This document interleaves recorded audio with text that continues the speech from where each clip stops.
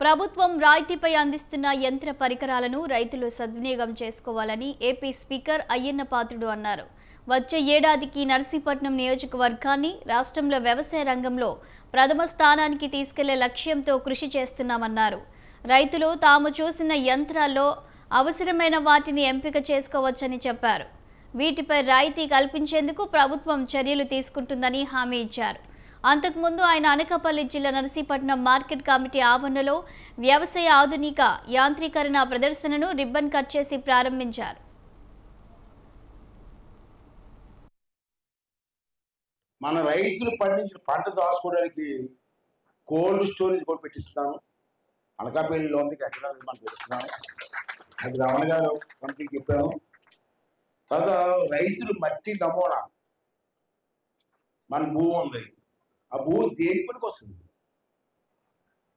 మట్టి నమూనా టెస్ట్ చేస్తే మనకు తెలుస్తుంది. ఇంతకుముందు నేను పెట్టించాను, ఎక్కడ మొన్న వచ్చి వస్తే కనపడలేదు, ఎక్కడ ఉంది మరి. మళ్ళీ ఆ నమూనా పెట్టించమని అక్కడే పెట్టించాను లాస్ట్ టైం. రైతులు మట్టి తీసుకొచ్చి టెస్ట్ చేసుకొని ఆ మట్టి మామిడి తోట పనికి వస్తుందా, దేని పనికి వస్తుంది చూసుకొని అది వేసుకుంటారు. ఇప్పుడు అది తీసేసారు, ఇక్కడ మళ్ళీ పెట్టిస్తాను. అది కూడా వాడుకోండి. మన రైతులు పండించిన పంట దాచుకోవడానికి కోల్డ్ స్టోరేజ్ కూడా పెట్టిస్తాను.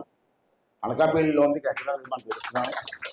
అది రమణ గారు మనకి చెప్పాను.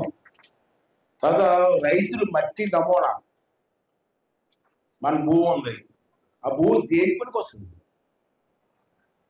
మట్టి నమూనా టెస్ట్ చేస్తే మనకు తెలుస్తుంది. ఇంతకుముందు నేను పెట్టించాను, ఎక్కడ మొన్న వచ్చి వస్తే అది కనపడలేదు, ఎక్కడ ఉంది మరి. మళ్ళీ ఆ నమూనా పెట్టించమని అక్కడే పెట్టించాను లాస్ట్ టైం. రైతులు మట్టి తీసుకొచ్చి టెస్ట్ చేసుకొని ఆ మట్టి మామిడి తోట పనికి వస్తుందా, దేని పనికి వస్తుంది చూసుకొని అది వేసుకుంటారు. ఇప్పుడు అది తీసేసారు, ఇక్కడ మళ్ళీ పెట్టిస్తాను. అది కూడా వాడుకోండి. మన రైతు